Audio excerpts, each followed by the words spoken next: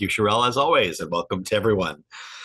I want to briefly review last time and just add a small piece. I didn't get into the specifics of the history of Hellenism and its role in Jewish history.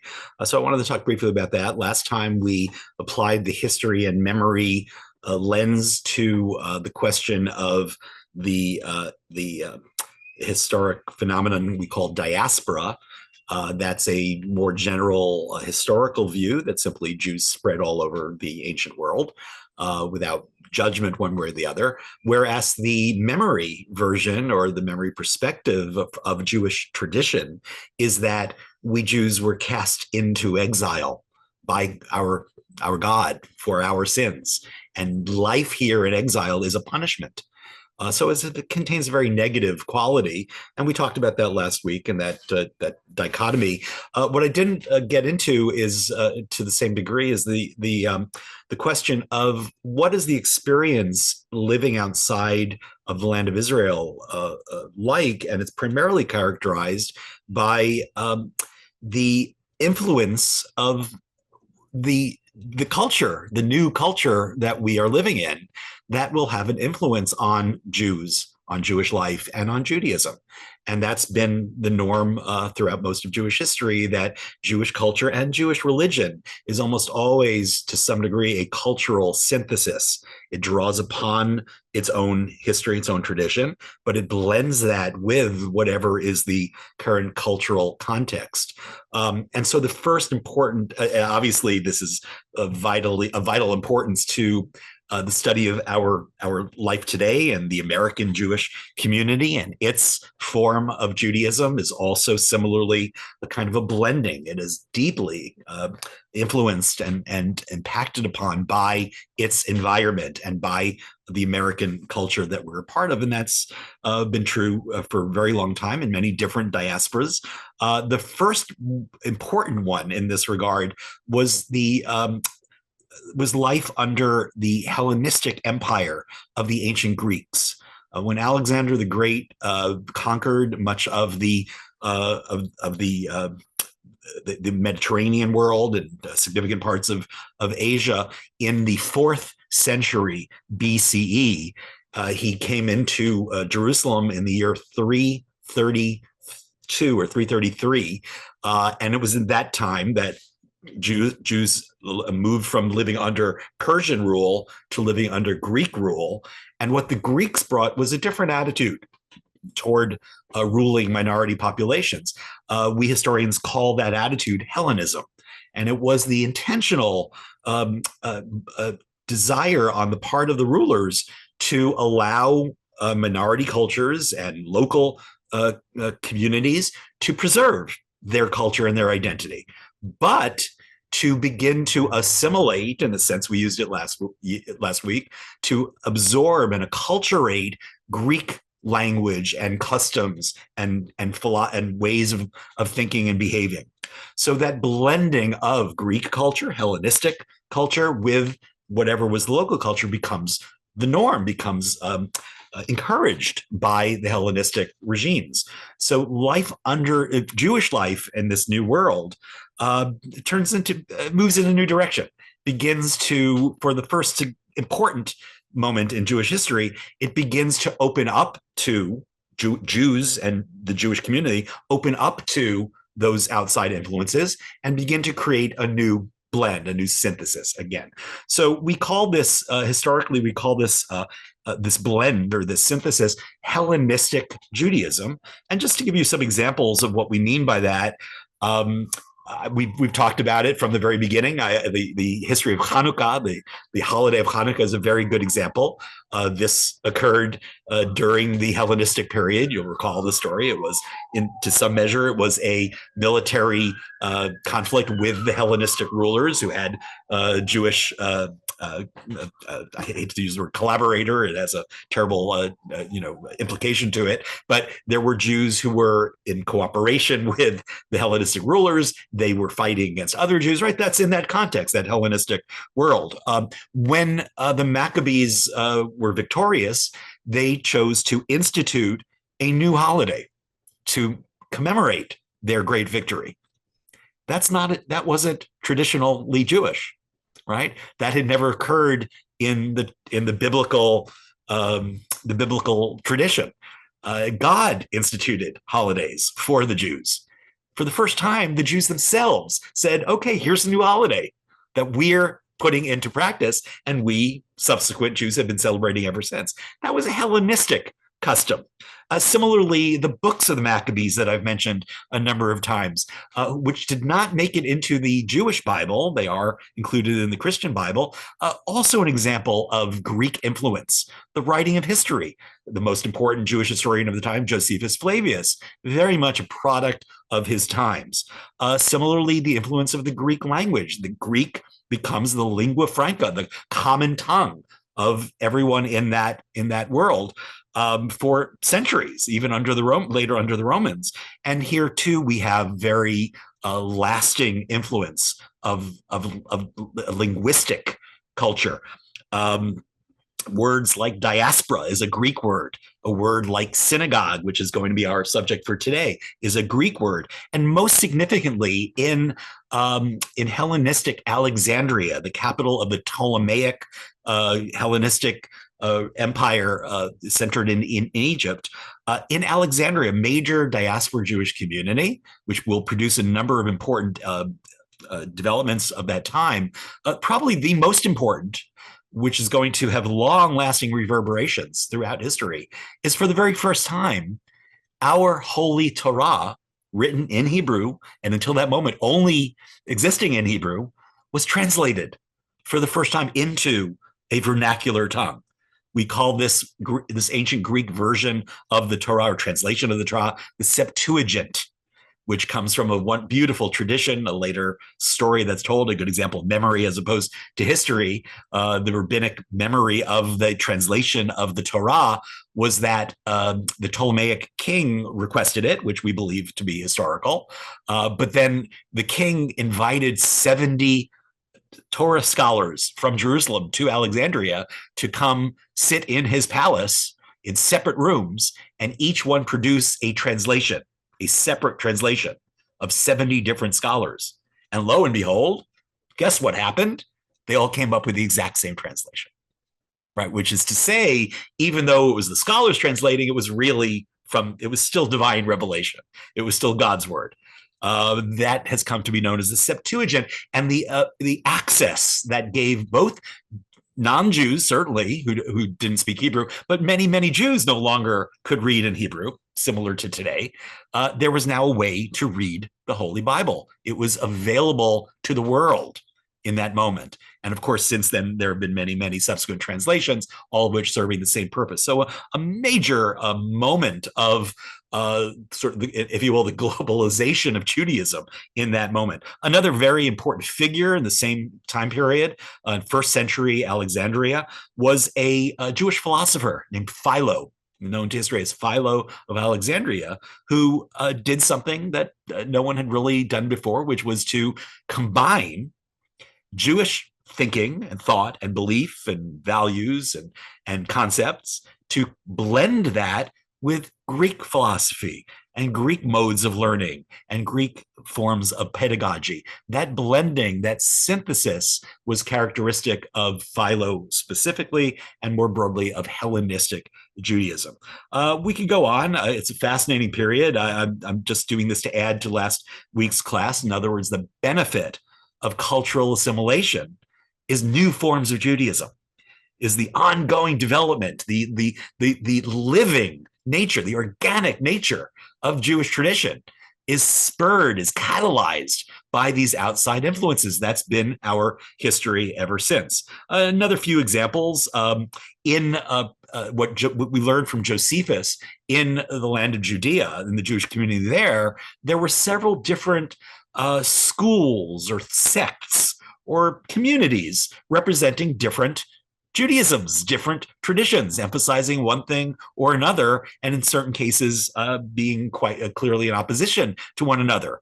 There was the Pharisees, who most historians agree will later develop and evolve into the rabbis and will create Rabbinic Judaism. But in the first century and earlier, the Pharisees were just one sect amongst several, if not many.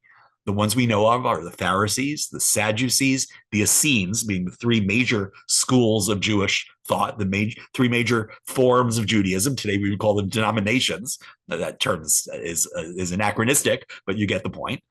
The point I'm making is that under the influence of Hellenism, different interpretations of the Jewish tradition, of Torah, take hold, and multiple Judaisms emerge. Sound familiar? Should sound familiar, right? That is also the state of modern Judaism. Which is the real Judaism? Orthodoxy, conservative, reform? Which is the most authentic one? We'll talk more about this next week in our closing class. But I want to leave you with that question. And I think you already know me well enough that you know that my answer would be, none of them. What is authentic is the multiplicity, the pluralism of Judaisms in the plural.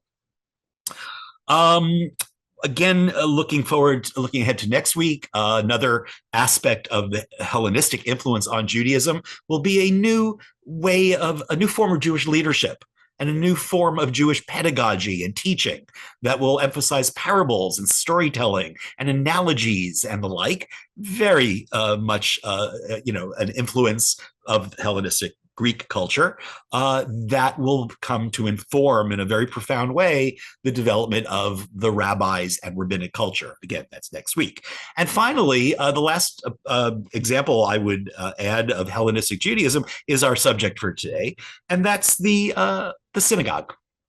The synagogue has been, through most of Jewish history, the central institution, the characteristic, the representative institution of Jewish life, of any given Jewish community.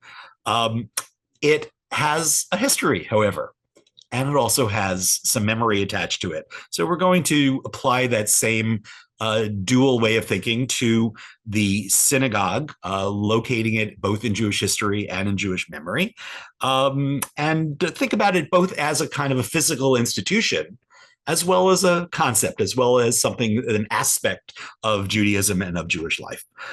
So first of all, its name. Its name is a Greek word, synagogue. What does the word mean? Well, the fact that it's Greek locates when the word is introduced. It's during that Hellenistic period. I'll come to the question of the historic origins of the synagogue in a moment. But first of all, what does the word translate to? What does the word mean? It simply means a place of gathering. It was used in the earliest, in the literature where we find its earliest application. The word is used in at least two ways. It's used to refer to the specific structure and building. It's a way we use the word today. Oh, let's go to the synagogue, right? It's the building at the end of the street. But it was also used early on in another sense, and that was to denote the Jewish community. The word synagogue, very much like the word church, will later function to talk about the Jews as a collective, but more specifically, the local Jewish community. So, since that's the first word that will recommend itself, what does its meaning tell you? It tells you, it suggests, at least the possibility, that the synagogue in its earliest form, in its origin, was a kind of community center, which again should sound familiar. It was a Jewish community center.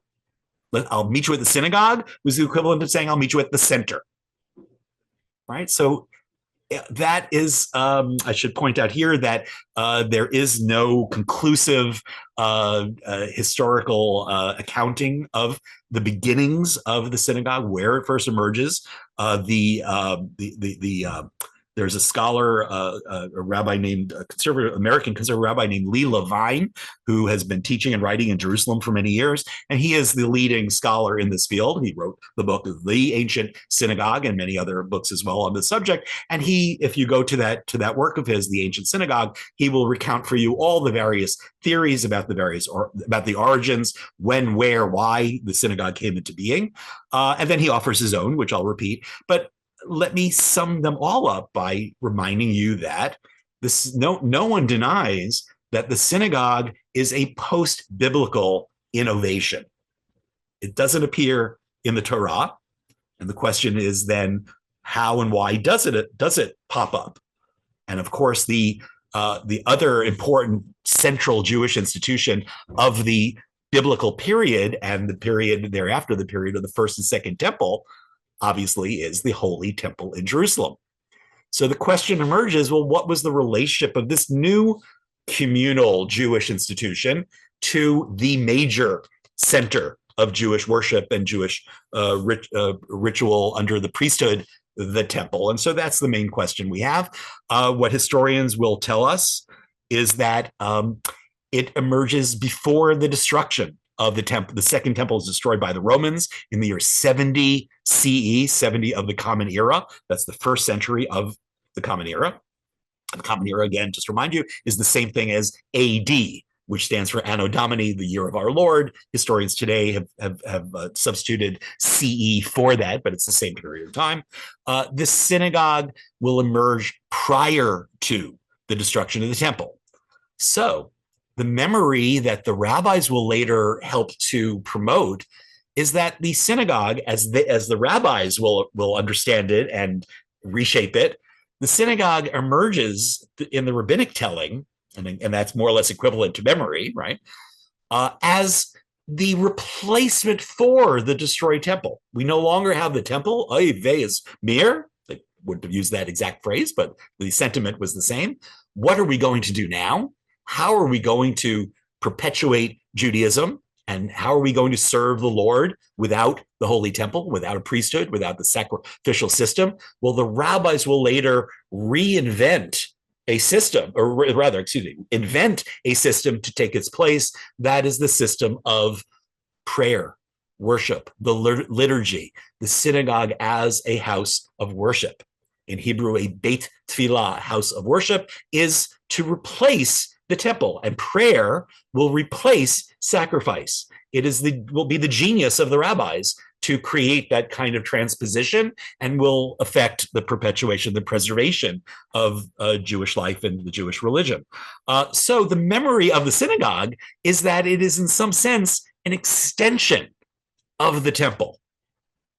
It becomes a surrogate for the temple, and this will be preserved. Every synagogue that you've ever been in, I imagine, or most synagogues, not all, are pointed in a particular direction, right? The orientation of worldwide synagogues to Jerusalem, to the site of the ancient Holy Temple, is quite intentional as a way of connecting that space and that sacred experience to the prototypical sacred experience of the temple. And so the synagogue is a kind of a mikdash ma'at, a small temple, again, a surrogate according to memory. Now, this is worth thinking about a little bit, because if to the degree that we correlate synagogues to the temple as the model, as the prototype, and every synagogue since is kind of a smaller version of that, well, what we're doing in that moment is emphasizing the nature of the synagogue as a place of holy encounter with the divine. It is a house of divine worship. It is a sacred shrine. It is a primarily religious institution entirely devoted, or mainly devoted, to worship. It's a kind of a church, right? Everything I just said is very descriptive of what Christians will create in their characteristic institution of the church. Think about when you enter one of these buildings. What is your affect? What is your emotional and behavioral response to entering that space? Do you hush up? Do you acquire a sense of reverence? Do you change your demeanor to show respect. I mean, all of that goes to the sacred nature of the space, and is certainly a very important part of synagogue life. But I would ask you again, since I'm on this thought of visiting synagogues, as you know, Sherelle was just talking about CSP trip coming up, and one of the important uh, forms of adult Jewish education nowadays is travel. And when we travel as Jews, what do we typically do? Whatever city we're in, we find the local synagogue and we go to visit it. And so I would also ask you, what is that about? That pull to the synagogue of Prague or of Budapest or of Hong Kong, Shanghai rather. Wherever we are, we find the synagogue.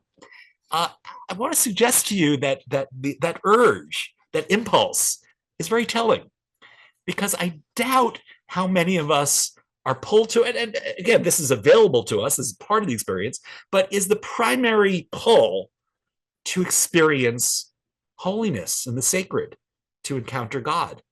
Are we going to the place because we have a need for a kind of a pilgrimage to the Holy Temple? That's God's house. Is that what's bringing us to that building? Or, and here again, it's not an either or, but there are two alternatives. The other possibility for why we're pulled to visit that building is because it connects us to other Jews in a different time in history. It connects us to Jewish history. So again, these are two aspects of the synagogue. Let's call it its theological aspect and its historical aspect, memory and history. So today that we're not really looking at a particularly sharp opposition. These coexist quite nicely, but I did want to tease them out for you and remind you that there is kind of another way of thinking about the synagogue rather than simply as the Jewish church, right? An awful lot of non-Jews, that's how they see the synagogue, completely reasonable, right? How else would they understand it except, oh, well, that's an analog to what we know and love as our church.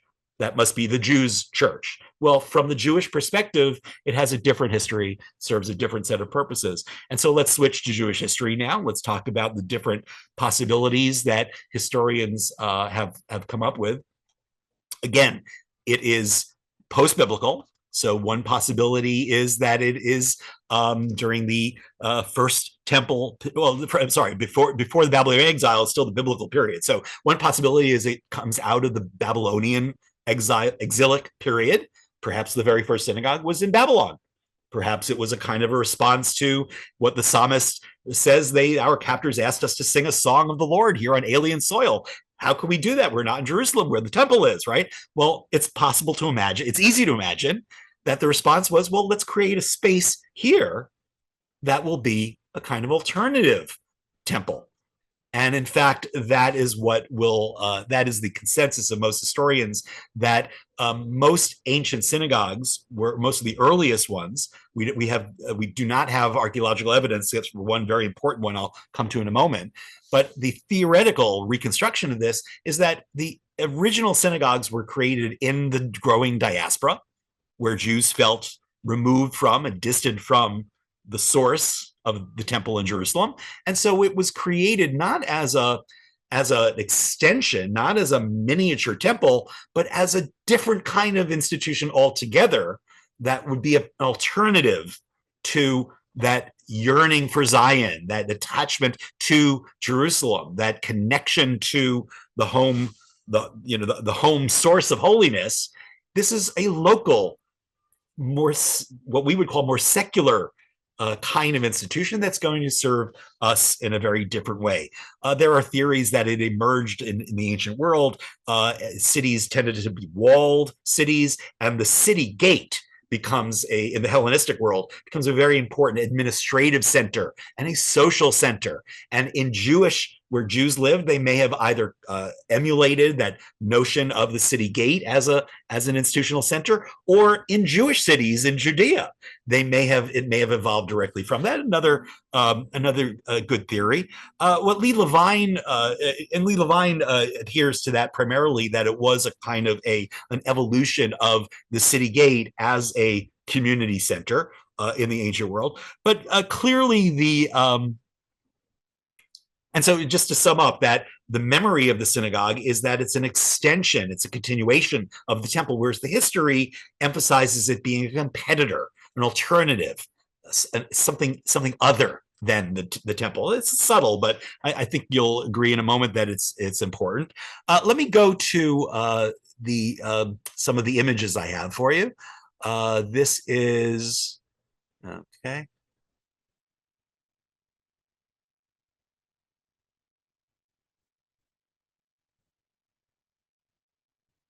Okay.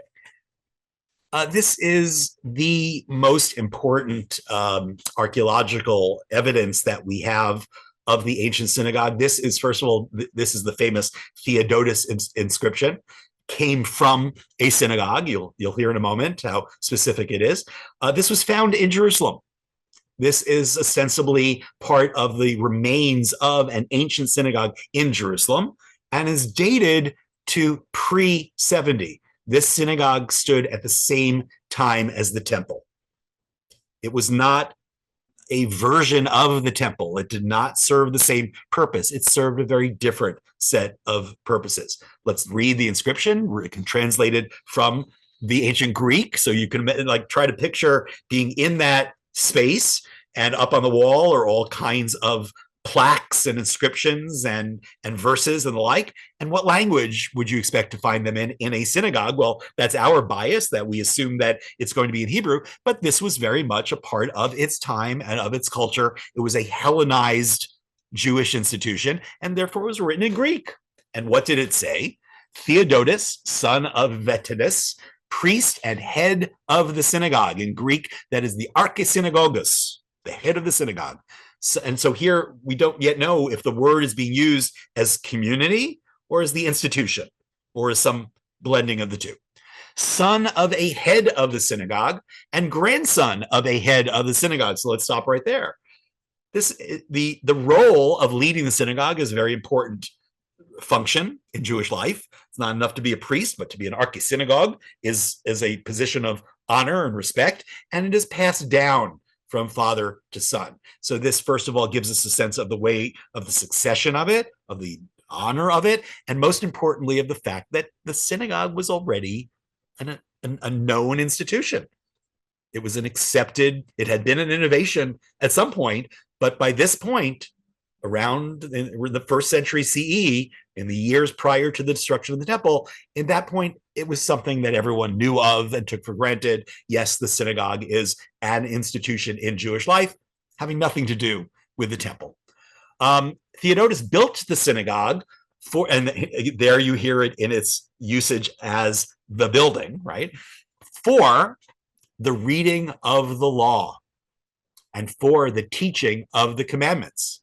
Now this, most historians agree, was the major original function of the synagogue, was not something that was associated with the temple. It's possible that the earliest public reading of the Torah, you'll recall that the first recorded such public reading was by Ezra, the scribe, in the year 444 BCE, during the Persian period, after the restoration from exile and before the conquest by Alexander the Greek.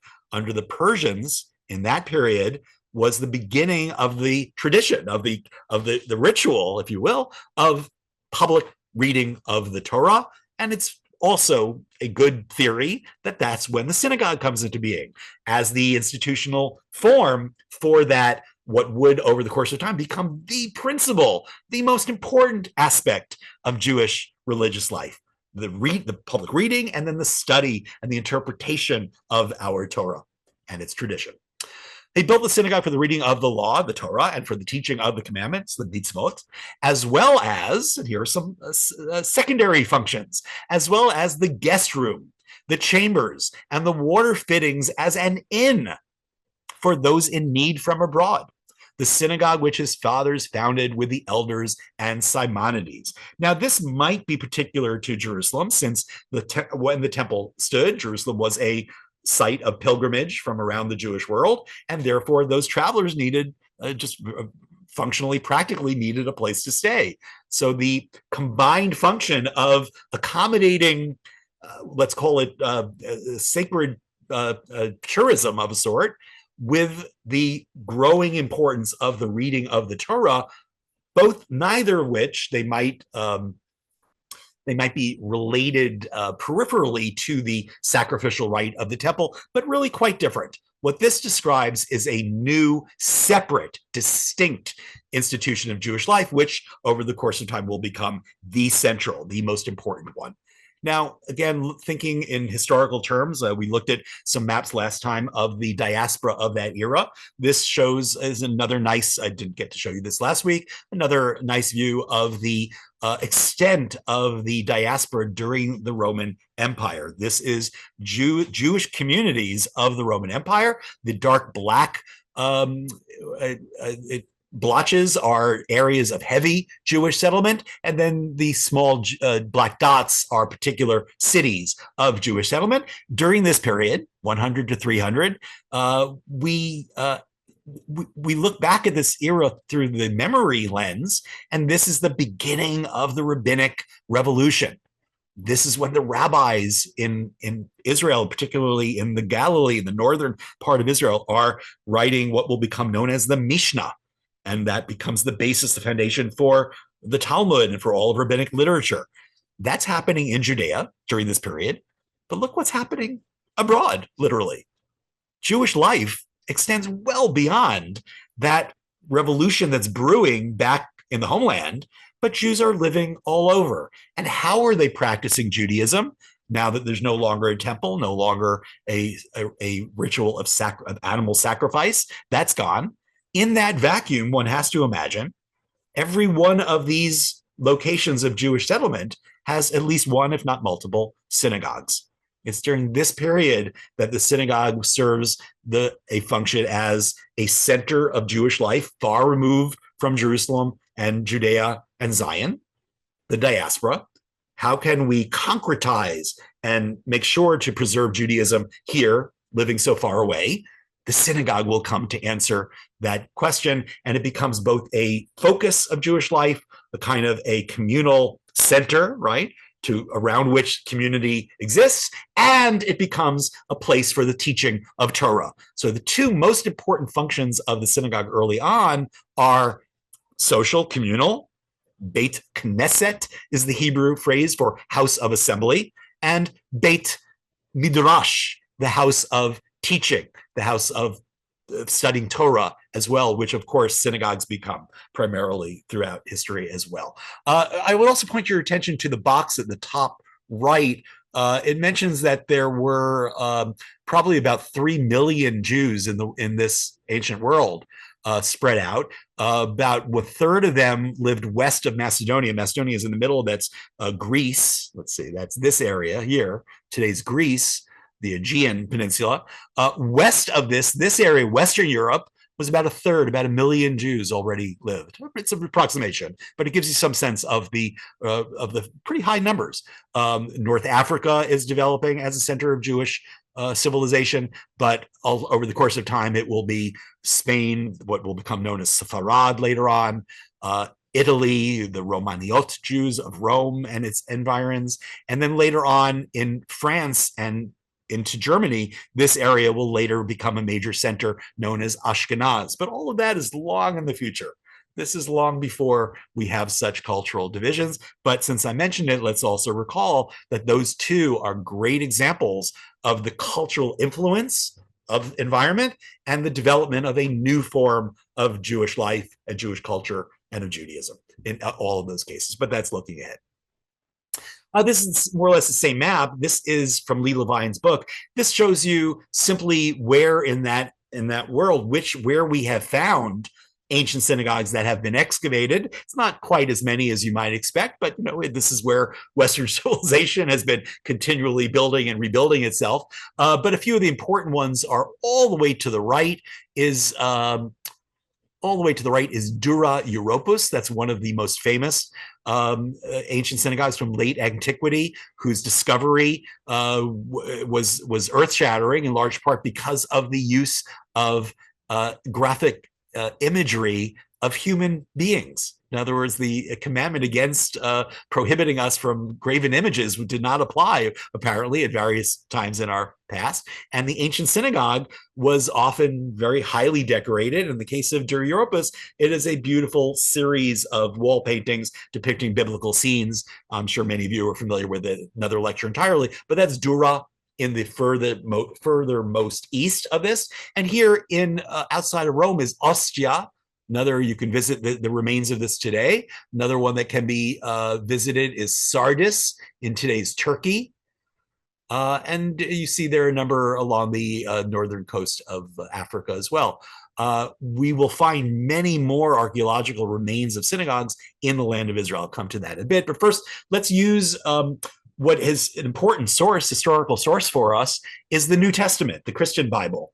In the Paul, now known as St. Paul, Paul of Tarsus, originally a Jew named Saul of Tarsus. You see in number 1, here's his birthplace. Here's where Tarsus is located. He then will, on the road to Damascus, have his conversion experience. And he really is the creator, the founding figure of Christianity, right? It's important to recall, and we Jews tend to do this quite often, to remind the world that Jesus was not only that he himself was Jewish, but he lived in a Jewish world. All of his associations, all of his experience was contained within the world of Judea, and he will offer a new Judaism. It's the people that gather around him are known as the Jesus sect. It really should be and could be seen as more or less equivalent to the Pharisees and the Sadducees in these scenes. And there was also the Jesus sect, and there are probably dozens of others that have been lost to history. It's only in subsequent decades, following the death of Jesus, Paul, you see his preaching as the years 45 to 57. Paul never met Jesus while Jesus was alive. He is converted to the new cult of memory of the departed Jesus, which he will play this central role in developing into a new religion. And what primarily makes it a new religion is that he will preach to the entire world, not just to his fellow Jews, right? He universalizes Judaism and turns it into something entirely different called Christianity. But as recorded in especially the book of Acts, in Paul's travels around this ancient world, he is traveling from one community to another. He is still a Jew. He's traveling into Jewish communities. He shows up at the synagogue, and you can see here number,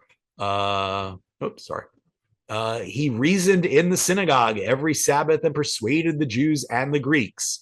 He went into the synagogue and spake boldly for the space of 3 months, disputing and persuading, and so forth and so on. Then we have similar accounts of Jesus in the synagogues of Israel, but Paul's witnessing, or his testifying to the existence of synagogues all over this world, is an important reminder of the spread of diaspora and the existence of the ancient synagogue. One could argue that it was precisely because Jewish life had been compromised by Hellenism and by other outside influences that many Jews were therefore open to a new Judaism altogether, which will lead them to convert to Christianity, a new faith entirely. So one could argue that assimilation will have a downside, but most Jews will not convert. And this is the important thing to remember, is that in that world of millions of Jews, some will join the new growing sect of Christianity, but by far and away, the largest number of converts to Christianity will be Gentiles, will be Greek-speaking pagans who will find this new religion. The majority of Jews, of those 3 million Jews, will remain Jews. Paul's preaching is enshrined in the New Testament and kind of given a greater importance. But historically speaking, he did not really have that much of an impact on the Jews of the time. And finally, the last slide I'll share with you today is these are all archaeological sites of ancient synagogues in the land of Israel. And you'll see the entire map on the left, which shows you that it's spread all over. There are a couple of them along the coastal plain, but the majority obviously in the north in the Galil. There are some in the Judean hills near the Dead Sea, and there's some north of Jerusalem as well. But if you look at the close-up on the right, you'll see that the symbol is a little bit different for those. Mount Gerizim and Shechem were centers of the Samaritans, and therefore these excavations are of Samaritan synagogues. So not quite the same, and they don't have the same symbol of the menorah as all of those other synagogue sites do. And it really is quite extraordinary. These generally date from the 2nd through 5th centuries, still under the Roman Empire. It's in the 4th century that the Roman Empire will become Christian, recall, but it's in that context, Jews still living in the land of Judea. Most Jews are living in diaspora. There is still a significant community still in place, and their characteristic institution, now after the destruction of the temple, becomes the synagogue. Once again, let me pull that apart from the rabbinic memory. Rabbis, over the course of time, will make the synagogue their, or one of their, principal institutions. They will introduce their Judaism, which we now call Rabbinic Judaism. They will introduce that to the synagogue, and the head of a synagogue going forward will often be a rabbi, or as a representative of the rabbinic movement. But these synagogues that you're looking at here, in all likelihood, did not have a rabbi or a chazan or any of the usual functionaries that we associate with the synagogue. These were, by and large, community centers, houses of the people. The Hebrew phrase is a Beit Am, a house of the people. Very different from the way we, because of our memory, the memory is so potent, right? It's so influential in the way we think about ourselves as Jews and the way we reimagine the history of Judaism. The memory is emphasizing the religiosity, the rabbinic, the role of communal worship and prayer, all of which become extremely important over the course of time. But this map reminds us that in the beginning, there is a reason that, for example, if you go to one of my favorite ancient synagogue sites is in the city of Tiberias. It is the ancient site of Hamat Tiberias, the hot baths of Tiberias. And there is, the last time I visited, it always amazes me that it's this priceless ancient mosaic floor that it does have a roof, but otherwise is exposed to the weather, and also anyone can walk in. I mean, it's not protected in any way. I imagine that may have changed. I think I was less there maybe about 10 years ago. I would hope that has changed. But what is beautiful about that mosaic floor, as is true of many of these ancient synagogues, is its depiction of the signs of the zodiac. And at its center is the sign of the sun god, is a portrayal of Apollo riding his chariot, representing the sun. I mean, that's not the Judaism we know. That's not the synagogue as it will later develop, but it is the synagogue as it began its career as being of the people, a kind of a social communal center, a place for the reading and teaching and of Torah is key, a place for being hospitable, for bringing in the stranger, giving them a place to stay, giving them a meal, right? All those functions that we may associate with a current day JCC were part of the original functions of the synagogue. And it therefore reflected a different aspect of Judaism and Jewish life, what we would now call a more secular as opposed to religious. Historically, those were blended. That distinction did not really pertain. But it is helpful, I believe, to add this historical background to what we've been doing all along, which is recounting the memory as well. So let me end by talking a bit about, let's see how, okay, so the timing is good. I could go on with this issue of how the memory emphasis emphasizes not only the religious, but also the kind of unity, right? The synagogue is like the temple was, it was singular. It was like God is one. The synagogue is one. We Jews are one, right? You all remember that old UJA slogan, we are one. Am Yisrael Echad, unified, singular. Well, that's all lovely, but that's all a matter of memory. And the degree to which the synagogue represents that is that memory tradition, as opposed to the historical perspective, which emphasizes diversity and Jewish pluralism. Every single synagogue is its own little microcosm of Judaism. Every single synagogue is unique and distinctive. And given that we have built and created so many synagogues, shuls, bate knesset, whatever word you use to describe it, there are so many of them, both historically and today.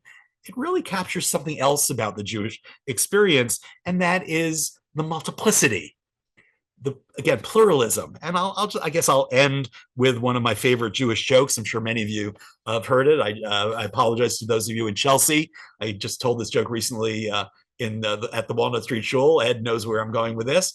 It's the story of the Jewish Robinson Crusoe. A Jew was stranded on a desert island for 40, 50 years.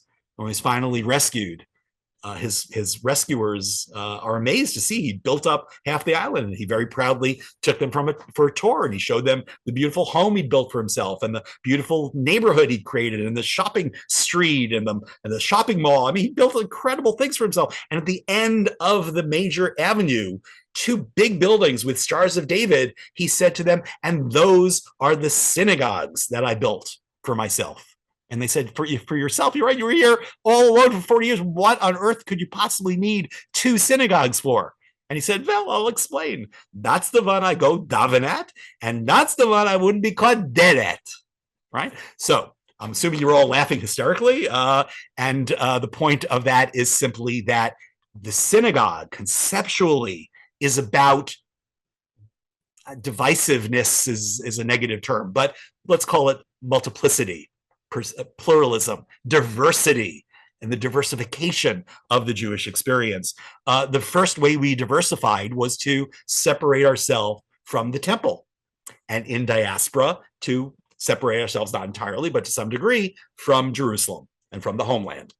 And creating that diversity, that a possibility of Jewish difference, has been a hallmark of the Jewish experience ever since. One could go so far as to argue that it's once again part of the secret of Jewish survival, not holding on to oneness, but allowing for diversity.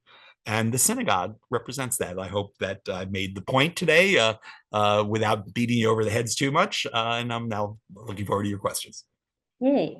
Thank you, David. I'm going to jump straight into questions. One was actually going back to Hanukkah and saying that was the first holiday created by the people rather than God, but someone mentioned Purim, that was also in a way created by... Purim is in the Bible, right? So whoever said that is right to the extent that it happened in post-biblical time, and it was commemorating an event and a victory of a sort. But in Jewish memory, once the scroll of Esther, the story of Purim, which was a fictional tale to begin with, right? But once that story is placed into not the historical record, but the canon of the Torah, the Hebrew Bible, then it becomes a matter of memory. It becomes as if God ordained it. It was God who saved the Jews from Haman. It was God who sent Mordecai. That's the implication of canonizing that work and treating it differently. But still, the point is well taken that historically speaking, if such an event had taken place, it would have been the Jews who instituted it, but it's not quite historical, and it doesn't have the historicity that Hanukkah has. Hanukkah was a set of events that we can talk about in historical terms. Unfortunately, Purim doesn't occupy that status. Right? And this isn't me giving you that bad news. This is any historian and any scholar of ancient Judaism, Jewish history will second that thought for you. Thank you. So the next question is, if you can tell us when were, in all synagogues, we have the Bima, the Aron Kodesh, those kind of specific things which we can meet in every synagogue. And when were those harmonized around the world? Like, who decided? When did that happen? So two really interesting sub questions there. One is how did those things get started? And in those terms, we have some of the archaeological record, offers some potential answers. So, for example, in the synagogue on top of Masada, which is from this period and which is one of the most famous synagogue excavations, there is a little off of the niche where the Torah scrolls were, which was a kind of an early form of the Aron Kodesh, the Holy Ark. There was like a little, I'm sorry, I take that back. Off of the main space is a little separate, almost like a little storage area. And we hypothesize that is where the Torah scrolls were kept. They may have been on a wheeled table of a sort and that were brought out to occupy a central part in the congregation. So that's a kind of theoretically, that's the origin of what will later develop into the Aron Kodesh, the Holy Ark. The question of how it became standardized around the world is a fascinating one, and I think it goes to. It's a very long and fascinating history. I know one of the CSP lecturers you have is Sam Gruber. He probably would be a good person to speak to this, the way in which the synagogue developed early on, much of which we is theoretical. We don't have hard evidence. When we discovered the Geniza of Cairo, and that was opened up, it was discovered and studied by Solomon Schechter, the great scholar of the turn of the century. First, he was English, and then he comes to New York to head the Jewish Theological Seminary. Schechter opening up the Geniza opened up a world of knowledge about Jewish life in general, and much of it talked about life in the synagogue. And so we don't have something I neglected to mention is that the Book of Maccabees doesn't mention synagogues, which is written around the year 100 BCE, whereas the New Testament, written around the year 100 CE, does mention synagogues. So just in terms of that contrast, where one book that is a reflection of its times doesn't see fit to mention it at all, it's likely that it was still a very young institution if it had been born at all. And 2 centuries later, it already becomes something known and something accepted.